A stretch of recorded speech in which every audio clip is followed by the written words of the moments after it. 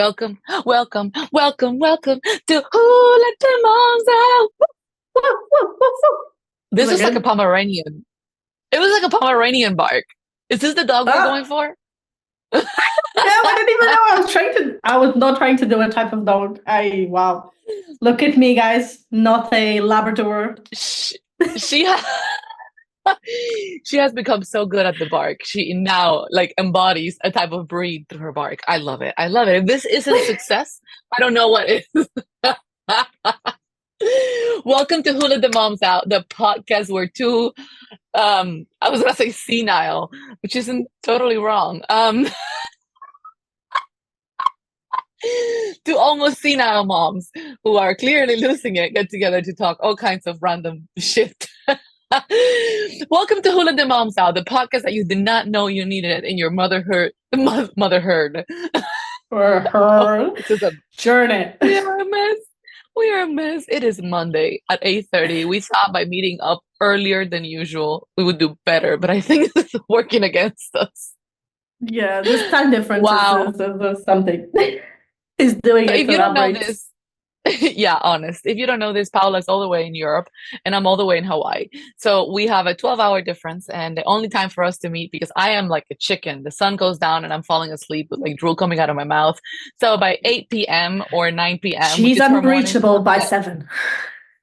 unreachable. By 7:30, I put Alaska to bed and I'm like, okay, I'm gonna put Alaska to bed and I have time. And by 7:45, there's drool coming out of my mouth on the couch. Um, so the only time we can meet is my morning, Paula's night. But she's sort of transitioning into her early night era as well. So she was yawning before we started talking. Let's see if we make it. Yes. Yes. I am. I don't know what you're doing to me, but maybe it's age. It's oh yeah, I just turned 30. You have no excuse. You're like 5 years younger than me. You gotta keep this going for a little bit longer, please. Please. You cannot be Fine. already. I'll try. All right, today we're going to talk about mom guilt, which I'm sure if you're listening to this, you have it in all sorts of shapes and forms because mom guilt is never ending. So let's talk about mom guilt. Let's dive right in. I'm going to start asking you something about mom guilt because I know both Paula and I struggle with this on the daily. We are literally each other's sticky notes, reminders of, hey, it's okay. This is normal. I feel this too. It happened to me. All right. Latest moment you had mom guilt. I know it was today at some point. And what was it about? Today, actually, I haven't felt today, thankfully. Oh So my God, far, today's the celebration day. I know. But that's the thing as well. Like when you don't feel the guilt, you also don't notice. You just like brush it off. But Right. exactly, it's a celebration day. But the last time I felt guilt was I think it was yesterday, and it was just because I was telling. It was more like a patient situation, and I just responded, harshly, and then instantly I was just like, "Oh," and I felt really Yeah. bad, and I was just like, "Who are you to speak to him this way?" So then I went to apologize. So That's I'm my wondering other if voice in my anybody. head. Oh, she talks like this. Yeah, Has she been a very smoker angry. her whole life? Oh No, I think she's just old and angry. my God. And with a throat problem. Um, Yeah. so- um, I think it sucks as a parent when you respond a certain way to your child, and then if you don't come from a background of your parents fixing the way they talk to you or the way they reacted towards you, it's almost as difficult or as challenging to fix the problem than it is to think about having to fix the problem because it's almost like I freeze myself and there's two voices. One that is very faint at this point because I have a 4-year-old, almost 4-year old already, but I have a voice that's like almost like I have a stance that's like, as a parent, she needs to respect, and this is your position. Why would you retract yourself? Why would you apologize? La la la la. Like it's irrational. I know it's irrational, but it's there. Um, and it always paralyzes me. Like right after I act or say something in a way that I know is completely rude, and I should apologize because she's a human being, regardless of her age. Because to me, the way that I rationalize talking to like the way that I've been able to break the pattern of talking to my children like they're below me and less than, right? Which is the way I was raised, has been about respect, right? So in my mind, it's like, Yeah. she's a human being. She deserves respect, regardless of her age, Yeah. regardless of her comprehension level. She deserves respect. Like if you're talking to somebody who doesn't speak your language, for example, like you don't just belittle them because they don't understand what you're saying, right? And they don't understand because they're at a different place mentally, Yeah. right? In this case, because they're a Yeah. Yeah. different language. Exactly. It's the same thing for kids. So like, Yeah. why does that make it okay to like belittle them and treat them bad and lose my patience, right? But I find But it it's a so generational thing, isn't it? It's crazy right, how it affects right. you. It's insane because then I find myself almost frozen and I'm like, well, I know I need to apologize, but I don't know how to do that yet. And I'm feeling this rage, this anger because like I'm triggered by how she's responded to me. And the reason I'm triggered is because of like my upbringing where that was not okay. And Yeah. then I go back and forth between like wanting to apologize, but not knowing how to do it. And then having that voice that says, you shouldn't have to apologize. You're the adult. You need to respect you. How are you going to teach her respect otherwise? Yeah. And it's just like, it takes It's me a a moment, battle. and sometimes it's horrible. And meanwhile, your toddler is carrying on because they already forgot that you yelled at them. And then you have to like debate whether you should come back and reopen that moment and Yeah. apologize or Yeah. brush past it and I, by the Yeah. way, Like if the that other gave you day, anxiety, welcome to my oh God. world. Yes, exactly. If you fell in the loop, welcome. But yeah, that's the other day. That's the thing that happened as well. Like I was so angry, and then I had this battle in my head where I was like completely destroyed, like guilty, like I shouldn't have reacted this way, and I was annoyed because I was overwhelmed by everything else, not even him, but it was just like I reacted. And then I couldn't apologize because in my head, like it was a battle. Like I couldn't. I had to let it go. I had to like let him go. And then when he came back from school, then I talked to him about it and then I apologized. He might not remember it, but then like I feel like this is me more teaching myself to still go and apologize. Like no matter how long it has been, like I know I did it wrong. I know I was in the wrong, even though I reacted blah blah blah. But I should apologize even if he doesn't remember. So I try to like remind myself, because but yeah, at the moment when things that happen, like that's what it makes me even more guilty, is because I see myself outside of my body, like literally going yelling, like I can see myself and I'm like, what the fuck am I doing? And I'm just like, ah, it is like moment of anger, and then I can't stop myself and I can't stop being angry, and I have to let go of things. I have to like leave. I can't speak to anyone, can't do anything. I just know I need to be in my moment. I need to rationalize this thing going on, otherwise I'm It's just so running to crazy. Ugh. It's so crazy because listening to you go through all this, which is literally like verbatim everything you're saying, it's a path that I go through. And I just realized that when they were little, and I know we've talked about this, how when they're little and you lose your cool, like you just realize like it's not about them. Like if all I had to do was handle them, I would never lose my cool. It's the fact that I also have to clean and organize and plan and blah blah blah. Like oh, it's all the other crap. It's not them. Like if I just had my baby and all I had to do was just hang with my baby and like I probably would never lose my cool. I mean, maybe in the toddler years I would get overwhelmed. But what this whole thing made me realize is that learning to gentle parent, especially at the beginning of your motherhood journey, isn't really for the kids. It's mostly for you. It's teaching you how to manage your shit so that later on you don't make them pay the consequences. Because at the Yeah, on beginning, your first kid, yeah. like yeah, like the Your toddler first kid doesn't that they care. have They to go to teach you. school when they come No, back. no, They no, don't yeah. they don't remember what the hell happened. But No. you knowing that you went back and you apologize is basically slapping that guilt in the face and saying, I'm bigger and I'm better than this. Like I'm working at it. I know I yelled. Yes, okay, I lost it. Yes, okay, I did Yeah. something wrong. Yes, okay, whatever. But you know what? I'm better than this. And Yeah. it's so challenging because it's once again advocating for ourselves when we never had that situation happen for us. And Yeah. it's a It's loop. wild. It's a loop. Yeah, but it's also really liberating. I find that when I apologize, I feel very free, but Yes. before I apologize, it still feels like I Yes. don't know, like someone is It's a stabbing me or something, resistance. because I am, Yes. yeah, Yes. and I don't understand why. I'm like, it's just apologizing, which I should do, but it's obviously, the upbringing, which I've never had, my parents ever Yeah. apologize to me for making a Ever. Yeah. mistake or yelling at, Yeah.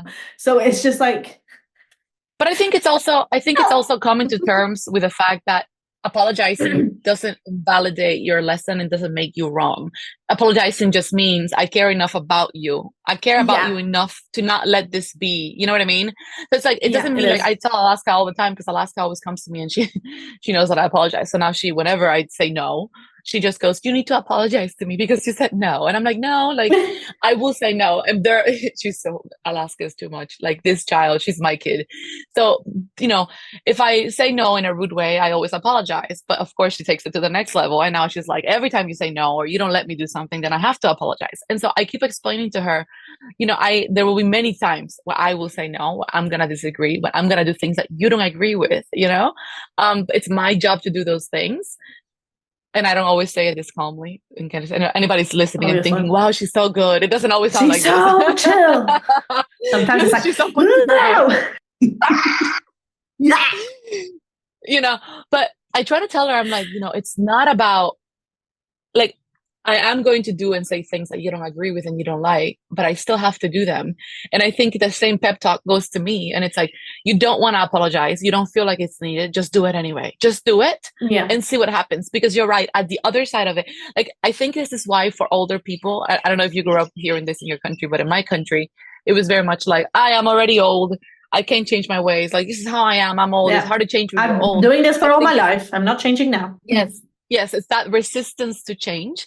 And and now that I think of it, the people who used to tell me this when I was a kid were not old. They were like in their 30s, early 30s. I'm like, what the hell are you talking about? Yes, Calling yourself that's old? the problem as well. Like now that you think about it, like this was my 30-year-old uncle that was saying this shit. It's Yeah, just like like you're pulling this car.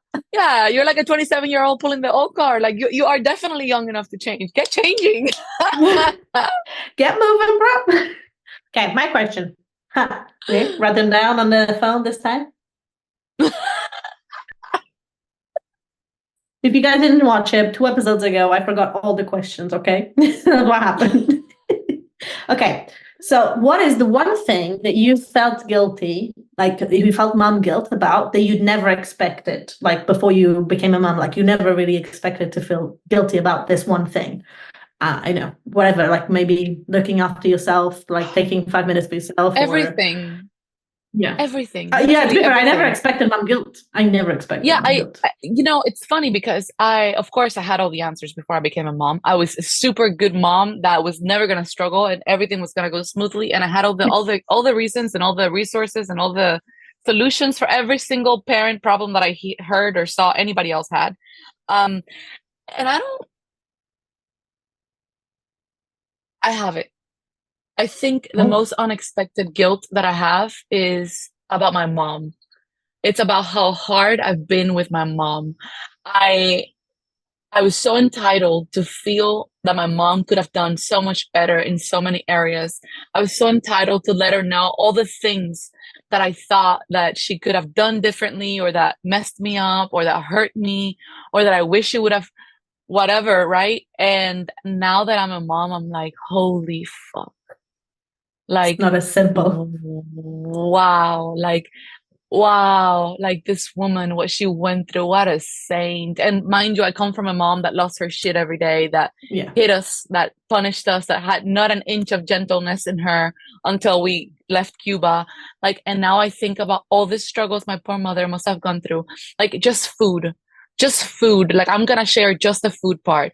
My mom was a single mom with 2 kids making food in Cuba when she never learned how to make food because her mother died when she was 10. So she was never taught how to make food. And then she was left alone in a new city with 2 kids, making the 3 meals a day that we're somehow like needing to, chef ourselves into. And she didn't know how to cook and there was no food. In Cuba, there is no food. And so she would be like, the pressure of like, I gotta make this food. I don't know how to make it. And I can't ruin it because if I ruin it, there is nothing else to make more food with. And my children are like, literally like, they need the Starving. nutrients of this food. So I can't afford to like, and I think about this and I'm like, for so many years, the joke was my mom didn't know how to cook. And I'm like, of course she didn't know how to cook. She had no ingredients. Like, you give a woman She a didn't have bowl of anything like, else to cook. she had like half a cup of rice, half a cup of beans, make food for 3 days for 3 people, for 3 meals a day, each day. And there's not even garlic to season it with. It's like, wow, like that guilt of like every single day, there's something that happens in my family, in my motherhood journey with my daughter. Not daughters because the other one is too young, but I'm sure that will happen too. And I sit there and I think, how did my mom navigate this shit? And then I remember all the hard times I gave her into my adult life, into my 20s, because I didn't have kids until I was 31. So all the years that I thought that, that she could have done better. And I'm sitting here going like, I have all the resources, both financial, time wise, partner wise, knowledge wise, and her And upbringing. And I'm still struggling with this. yeah, Holy shit. I did not it expect, is. like, my mom used to always say, my brother and I have this joke because my mom's like tagline of every day was like, wait till you have kids. Wait till you have kids. Just you wait. And damn it, was she right? Was she right? Crazy, no? But you will never know until you actually have the kids, isn't it? That's crazy how that happens. I hate that. I hate that. Yeah. I hate that you can't like appreciate it when you No, before, like it's just no, it's such like motherhood is such a mind-boggling thing that you can't even like expect it anything before motherhood no. because you never know what kid you're gonna have. You never know what's gonna destroy you. That's the problem as well. Like even if you Yeah. know that you're gonna not sleep at night, even if you know that you're gonna have mom guilt, even if you know that you're gonna our house is gonna be a mess, you never know what's gonna fucking trigger you to lose your shit for a spilled blackberry on a floor and just spat everywhere. You just have like you don't know what's the thing that's gonna like turn the point, and then you're just like, okay, I'm just wild, loco, This is loco, the loco. that's a mind F right there. It's like how like what? You Yeah. can't prepare for this shit. You just can't. You can read all the books. And I feel so guilty that I didn't, because I think that some people have the decency, at least, or were somehow, I don't know. I think some people have a personality or skill or just better judgment to at least not, like, I don't know how to Be explain it. harsh. Like, I feel like, yeah, with their parents, I feel like they're like, okay, I'm 20, I don't agree with you, but I'm gonna love you and act like it's okay. But I wasn't. I was always like so quick to be like, this. Here's where you fail. This. Here's what I disagree with. You This. are the older though. The problem is, I think, is because you are an older child. So I think it's a Mm, more of a protective mode rather than, a complaining mode. So you're just saying that more as a protective, you had your little brother there, you saw him suffer as well. mm, So it's just like you're protecting. Yeah, so you actually would just go on mama bear mode type thing, but against your parents. So right, but yeah, right. it's quite interesting how we react like that because my sister is like that as well. So she's been like full on told my parents, yeah, you did this and this, and my brother too. I don't. I just sit there and I'm like, you fucked up, but it's okay. But that's always been me because I'm the youngest, so I've never even had the stage to speak, right? So, but you are the person who been, speaking off for your brother and being there and being like, Yeah. ah, I will attack you. Wild. It's wild how those family relations happen. Okay, what is your biggest pet peeve guilt? Like, which one is the one that like sets you off? It just drives you crazy that one thing makes you explode and then feel like, like, what is the thing that when you feel guilty about it pisses you off that you feel guilty about it? It's I think it's the food one. Like I feel very annoyed of them not eating or not wanting to eat something. But then it's because of myself. Like that's what I experienced my whole life. Like my whole life, everyone's been triggered to everything I eat. They still do. Everyone still like everyone has to comment on everything I eat. And Because it's you because it's I'm because very you went vegan in for Portuguese for Madeira family. Like after spending 2 months yeah. with your family, I understand why everybody has something to say. It's the equivalent of like when I went vegan as a Cuban, they were like, "You will die." Like I had a person straight up call my Yeah. mom at a party with me. Like she had just found out that I was vegan. She called my mom and she was like, did you hear this? She's not an elephant. She says that elephants don't need meat to have protein. She's not an elephant. She's going to die. And I was like, it's my sister's 15th birthday, and this woman is making a scene because I refuse to eat chicharrón. Like I was like, what's You refusing happening? to eat chicharrón, that's actually I was surprising for vegan. me. I know. I say that and I'm like, oh my God, what's wrong Wow. with me? But yeah, I was vegan at the Wow. time. But yeah, that so everyone always picked on my food. So I think that's triggered me to feel the same way when Flynn does the same thing because he's like me. On food wise, he's exactly like me. He just likes plain things, doesn't like too much creamy things. And I am exactly the same. Like when I was growing up, it was just always like plain things. That was it for me. And but I get triggered by it. And then I get annoyed by it because I'm being triggered and feel guilty because I, reacted. And it's just like, what? And I get so annoyed at myself, but it's because I think it's like that lack of empathy that I've never had with food. So like I'm now being triggered because it's like, yeah, you don't get any sympathy either type thing. And it's just like, Yeah. what? It's just fucking food. What the fuck am I doing? And I get so angry with myself, of course, because I'm like, if it was me, I wouldn't eat either. So it's like, what? Come on. I've dropped the food. I've dropped the food battle. So this is something that I'm gonna share here. Very candid, very vulnerable. But in the past, like I think since the baby came, so like 7 weeks now, I've dropped the food battle. So like we don't even have like a sit down meal a day some days, and it's okay. Like some days she comes from the park, she still has the food, or her park is her schooling. If you don't know this, my daughter goes a few days a week to a person that takes care of her in the park, and she spends 3, 4, 5 hours just running around playing outside with the kids. And then I get that time for working, and now for breastfeeding as well, the baby.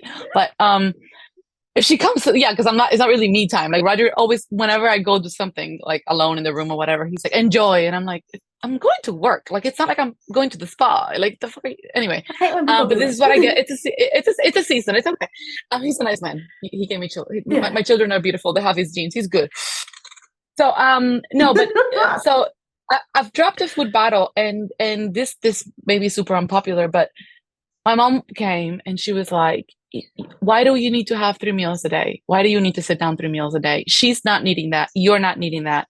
Roger doesn't need that. The Yeah. baby's just eating on you. Give yourself a break. Like when the baby starts Yeah. feeding, like when you start weaning Atlas, when she starts eating food, I'm gonna have to have a more structured food situation, right? Alaska's very snacky right now, but she's a very good eater, and when she gets hungry, she eats the whole plate Yeah. of food. So if I just go to 1 meal a day, right? You eat breakfast, you wake up, you can have your meal, you can slowly eat whatever you want to eat, right? You go to your thing, you take your lunch. When you come back, you can finish your lunch or snack. All of our snacks, or 80% of our snacks, are healthy snacks. They're like banana, apple. She eats cucumbers as a snack. Like what can I complain about, right? Um, and then we just have one meal, one big meal that takes her sometimes 2, 3 hours to eat because she puts it there and it's just like she prances around and eats. And before it would take me like, it was sort of like with the naps where I would just spend an hour, 2 hours, like, come eat, come eat, come eat. Because my daughter has never been like sat in a chair and, she's always been sort of like, you eat at your own, whatever. And it was just becoming so chaotic. And I'm just like, I'm spending such a large time of my day Too much either energy fighting on for this. food. Well, I'm either fighting for food for hours or yelling at her or feeling guilty that and it's like she's not malnourished. My daughter has never been below the 80th percentile. Like she's super tall, big for her age, like super healthy, has never once in her life been sick. Like, let me knock on wood. Like everything is going so well. Why am I making this? Like, why? Because everybody else is having a food issue. I have to have a food issue because that's a mom thing to do. Like, why? Yeah. So I dropped this whole standard of having to I make 1 meal a day. You either eat it or you don't. You can snack on things that are healthy. My only thing is it cannot be sweet. So you cannot wake up and just go and have sweet stuff. Yeah. And you cannot just have every snack be sweet, even if it's fruit. But other than that, eat whatever the hell you want. And man, let me tell you, it's made a big difference. Like Oh, yeah. we're so much more chill. It's so much more chill. Like at least I feel a little bit more like I don't have to just spend like my job is not being a chef, and Yeah. it's so nice because it's so much. Like you don't realize how much time goes thinking and planning and making all these meals and then cleaning after them and then chasing people to eat the meals. I can't anymore. Anybody got time for that? I don't. We don't do big meals. We'll sit sometimes and sit together, but like that would be like 3 times a week if we do that. Yeah. And then Yeah. because we also eat at different times, like we're never hungry at the same time. Like Flynn asked for his dinner at 5:30 p.m. today. Like, we're not gonna eat at that time, you know? Yeah. So it's like, Yeah. yeah, we've dropped that. I tried last year. I tried. I'm not just saying. I'm not gonna be Yeah. fighting this kid to sit down. Back No. there. No, I think there will be a season in which we will sit down, have conversations by the dinner And have a table when we go conversation out as to well. eat. But right now, Yeah. Yeah, right I now, can't be doing his this. conversation is like repeating the same thing like 5 times, and it's just like, okay, So if you're no, I listening have to to this and struggling with a food issue, permission to drop your 3 meals a day permission. and have Drop the however ball. many. Lower the ball. Like lower the bar. Lower the bar. You will be Okay, my fine. last question to you. Go. Okay, do you have a system to get rid of the guilt? We've sort of talked about, how we have the little talking persons, but do you have like a system where you like, you start with the guilt and then you move over and then you just like go a full cycle to, Yeah. apologizing? Yeah, so I have either your voice, my sister's voice, or something that I've read. So there are some guilts that are very recurrent, like the food one, the sleep one, whatever. I have a lot of guilt, for example, on we've talked about this, we talked about it yesterday night, but I have a lot of guilt for not wanting to play with my daughter. And it's not that I don't want to play, it's just that I am in a season of life of growth and I'm so excited for myself. And with my last pregnancy, I lost so much of who I was for so long. Like and this was all me. Nobody asked this of me. I don't have a husband who needs me to become a mom and be home or anything like that. But I lost such a big part of who I was and not to find who I was becoming. I just lost myself. And I convinced myself for so long that my new job was to be, a cow and a mom and a punching bag. That was what I was, that's what I thought a good mom had to. I don't know. I Want don't to even know how to be. explain this, but yeah, but I completely just utterly lost myself and not in the pursuit of who I was becoming. I just dropped it. I was like, okay, let's just you know and it was so challenging for me because that's not the person I am. I love learning, I love evolving, I love bettering myself. And I think the loss of appetite for looking for what else and who else to become and how, like that loss of curiosity for who I was, it just did something horrible to me. And this time around I'm determined to not do that because I don't think that benefits any kid, to see your mom lost, Yeah. to have your mom be lost. And I have daughters that I want to raise to be strong and self-loving and so I think about, like, for example, the whole idea of like playing with her and not playing with her. And it's like, I do want to play, but what I would rather do is talk to her and teach her things and hug her and have moments of tenderness and just other stuff. Right. And so I keep reading, it keeps popping up in my feed, this whole like idea of like dads are the fun ones and moms are the ones that are nurturing and supporting and this and that. And like I hear that in my head. I remind myself of that when I have the guilt of, oh, look, she's having so much fun with that and she never has fun with me. She wants to play with me and I always say, wait, wait, wait, or hold on, or later, or whatever. Like I have that. And then I have you when I can hear your voice on the conversations we've had for so many of the other guilts, or my sister, who I always go to about feeling guilty about all these things. I go to a psychologist, and recently I was telling her that I feel so bad that I'm on my phone so much, but it's my job. Like, it's not like I'm on my phone, like playing tic-tac-toe or, chatting with a friend or flirting with somebody. Like Tic-tac-toe. I don't even know if tic-tac-toe is a thing you can play on your phone. It came out of my mouth. I don't even know what tic-tac-toe is. It's the It's X the and the zero cross game. and the yeah. Yeah, I'm sure they have a game for that. Anyway, I'm sure. I'm I sure. genuinely, I don't play any games like at all. I'm like, Clearly. I'll play like word games, but I'm just digging myself in. Anyway, um, I feel a lot of guilt for like being on my phone, the whole like, oh, your children are seeing you like this. And then I was talking to my psychologist about it and she was like, why not? Don't you work on your phone? It's like, yeah. She's like, don't you want to teach your child that like having your own business, or like, cause I've talked to her about like, I want to teach my kid that she can be anything she wants. Like, I don't come from a family of entrepreneurs. And so it's been a really hard journey to advocate for myself, even within myself, and to fight for like, I'm going to make it on my own. Like, every single time I face adversity in my entrepreneurial journey, my instinct is go get a job because that's what I grew up with seeing all my life. And so I want to raise my daughters to think they can go get a job if they want, but they also can start their own business. You're allowed to have fun. It doesn't have to look like stress and going bald and sweating and Yeah. poverty and struggle for 5 years. Like it could be fun. It could be effortless. It could flow. Like you're Yeah. allowed to flow into what you love to do and make money from it, you know? And so she was like, so why can't she see you on your phone? And I swear to you, it was like somebody threw a bucket of cold water on my face. I was like, oh shit. Yeah, it's not like I'm on my phone watching porn. Not that there will be anything wrong with that if that's what you want to do. But like I was like, I'm I'm working. I'm solidifying her. I'm creating the mom that she gets to have when I put my phone down. Like, Yeah. and so like I have a repertoire of little reminders for turning off my guilt, and that's what I do. I go through either your voice or my sisters or the reels that remind me, or my psycho, I have those and I store them in a folder in my mind, so whenever the guilt comes, there are some that I don't have any help for.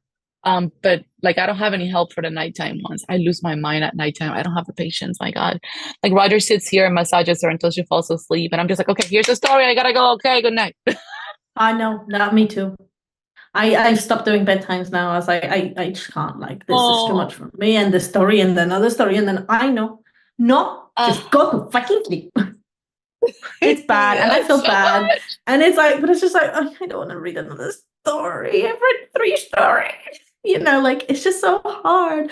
But that reminds me, like what you were saying, that of the, the phone guilt. I find that that phone feeling guilty is when I see it online. So like when I see a random bloody fucking reel being like, oh, when you're on your phone, please don't let your children see you on your phone. As soon as I see that reel that says that I'm using my phone in front of my children, the whole day, I like the phone is like over there. Even though I need to work, but You my phone know, is on the other side of the room. you know what got me to actually talk to someone about this? Like the reason I mentioned this to my psychologist was because I was reading a book when I was really pregnant, this last pregnancy. I made a priority of reading and I stayed with it. And I was reading and she was talking to me. I'm reading. And she's like, and I'm like, finally, I'm like, what? And then I was like, oh, it's the same thing. We've been doing this to kids from the beginning of time. Yeah, Either because of yeah, house yeah. chores or It's not working because it's a or phone or reading. It's anything. not the Yeah, phone. Right, right. the So it's like newspaper. It's it's the everything. chores you have to do when the friend is talking to you. Like it's like, so wait, so I'm talking to an adult, the toddler's interrupting, and I'm gonna feel guilty because I'm not talking to the I gotta talk to the adult. Like I gotta finish this conversation. Or, Yeah, and so that got me thinking about it. And I was like, okay, this fear, this guilt isn't real. It can't not be real because it's not like I'm sitting there on my phone, not doing anything with my child for weeks on end. Like if I'm working, it's like I'm working, but also you're home. Like you have the benefit of being home. Like, I yeah. think about this all the time. It's like, I get so guilty when I don't get to go out on an excursion on any given day. And then I'm like, what kind of family gets to fucking go on an excursion every day? Alaska wakes up every day and says, ooh, is today park or beach? What kind of kid gets that Yeah, life? My kid exactly. does. That's What the really hell good. am I feeling guilty about? Like, my kid lives in Hawaii. My kid has lived in I don't know how many countries. Like, she can talk. Like, the other day, she's like, I want to go back to Australia. I really want to touch another kangaroo. What kind of kid can say this at fucking 3 years old? You have a good life. Shut Yeah, I up. mean, your kid says a lot of things for a 4-year-old, to be honest, Yeah, but 3-year-old, sorry. the things she says. My God. She says a lot. A lot, a lot. She's Okay, what's yours? hmm. What's your thing? Your My routine for process getting rid of the guilt. is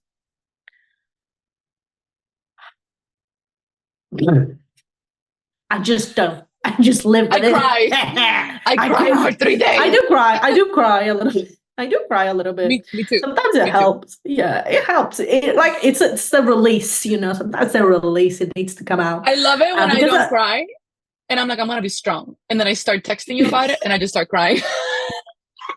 And then I tell you, and I'm crying about it now. yeah, sometimes I'm messaging you and you just goes, I don't know, you do this a lot, but you randomly go, are you okay? And I'm like, and then I tell you everything. And it's just like so no, but my process is like I need like I think I need like at least 15 minutes to like think it over, like, and it just goes on my head, and I think of all the possibilities, and then I think of all the perspectives, and then from his perspective, my perspective, and then the world's perspective, and then I go and see what is fair. Is this fair for me? Is it fair for, I try to like make it logic, I guess, in my head, so I stop feeling guilty. It's not like a way of, it doesn't go away. It's not like the next time it doesn't happen again. It's all over again. But it's I feel like it's improving. I don't know. 3 years. But But the thing is, it's you getting you better. improve one guilt, and then another one appears. That's the thing. It's like, and that's why I have like a sort of like a little booklet of help for some of the guilts and not for the But others, not all, because yeah. some are more recent, you know? Yeah. Like Yeah, yeah. yeah, like That's the problem as well. Like you can never keep up, is it? Alaska's really into like a singing, and she's always been in a singing. But now it's like we'll be talking, and I'm like, okay, Dad and I are gonna have a like morning coffee, which we do every morning. But every morning we have to tell her, please, like, just let us talk for a moment. Go do your thing. Anyway, and bro, lately, whenever we are like we're in the car, and let's say like Atlas is crying or whatever, and so I put music so we can, get the other one to calm down, and Alaska just starts singing. And she has a great voice for her age. And we are actively teaching her to use her voice in a better way. It's a lot. And like singing slash yelling, really close to you when you are not really wanting a live show is a lot, especially when you already are overwhelmed because there's a child crying or there's something else going on. And it takes, I'm really proud of myself because, oh, the backstory to this is that both my mother and I have always loved singing, and we both have been put off from singing by our parents. My mom used to sing up around the house, and her mom like slapped the shit out of her once because she had already told her stop singing, and she just kept going, just like stop, and then she just never sang Trauma. again. Right. And then with me, from the very young age, they were like, oh my God, stop. You're just yelling. Like it's your voice is horrible. And so like it just put me off from singing forever.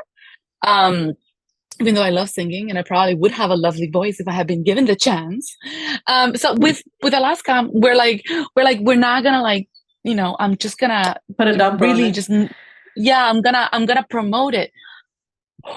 But it's becoming increasingly difficult to It's what I was promote. saying before, that generational, trigger is for you because, yeah, you again were not allowed to sing, and now you are allowing Right, your child to sing. How did you? right. So it's Yeah. like, So yeah, we always, but like right now she is pooping, singing. And so it's right now I think she's being quiet because like she knows that I'm recording, but she'll sing out the window. She'll sing to the pigs that are going by, to the neighbors. She'll be singing on the toilet, and she'll be like, I'm pooping. What are you doing? And it's just like, Linda started to what do is that though. happening? You're saying about his It's butt. hilarious. Oh yeah, Alaska, and this is my fault because I do this. I just didn't expect somebody else so young to do it and so loudly. Like she makes up songs of whatever is happening, and she'll sing anywhere, like at the store, when we're in line for any kind of like legal services, in the car, in the toilet, and it's just like it's a lot. It's a lot. Have Like you she's straight have up you have you had to use teenager. the have you had to use the you need to use your inside voice because we are She inside right now. But then she goes, yeah, but I'm singing so that Atlas will stop crying. And or what the other day, I have a video. I But have she a always video. has something to say. The other day she's on the trampoline jumping, like, and she goes, I'm a princess, I'm a princess. And she's just like yelling to the top of her lungs that she's a princess. And then there's a guy mowing the lawn, and it's like all this noise is happening, and she's just yelling to the top of her lungs that she's a princess unicorn. And I'm just like, it's like an asylum. Watching. It's like an insane asylum. It's just like I'm gonna lose my mind. And Roger's just driving, and I can tell he's just zoning everything off. And like I'm like, baby, baby. And he's like, huh, huh. And I'm like, this is the mother. He's like, I'm Yeah, zoning to it be out. able I'm to zoning it drive with out. this, to be able to drive like that. I have to turn off the volume of the radio just to, do go back with Yeah, exactly. I Yeah, when can't I even arrive imagine. somewhere, I'm your typical turning everything off so I can see directions, you know? Exactly. And with her singing, that must be very beautiful. Well, this is a nice episode. Oh, yeah. I kind of Wildest thing forgot your we were child going to get to does. that. That could be the next one. What's the thing your kid does that like makes you wonder whether you're losing your mind the most? Oh, yeah. Yeah. That's a good one. I'll Anyway, write it up. yes, write down for the next class, I was gonna say for the next episode. Anyway, let us know, please. Don't forget you can always find us at Hula the Moms Out That Pod on Instagram, also here on YouTube, or if you're listening to this on whatever platform you're listening to it at. But just come find us and let us know what else you would like us to talk about. We love your submissions and your requests because sometimes we don't think of a topic and how awesome it is until we hear from you, and then we're like, "Oh, genius!" So anyway, let us know what else you'd like us to brush up on, and let us know what is your biggest guilt trip as a mom. It's always fun to see the things that trigger other moms because a lot of times it's the same for all of us, you know. So maybe Exactly. if we talk about it enough, we can find a universal cure of some sort. Hopefully. A trigger warning. No, a solution warning. No, never mind. Didn't work. Thank you so much for listening. And don't forget to subscribe if you enjoy our. Do you say subscribe when it's just a podcast as well? It's confusing because we know these are videos for I YouTube as think it's well. follow on Spotify and Apple Podcast, and on YouTube is subscribe. Well, there you have it. We will see you next week. Bye.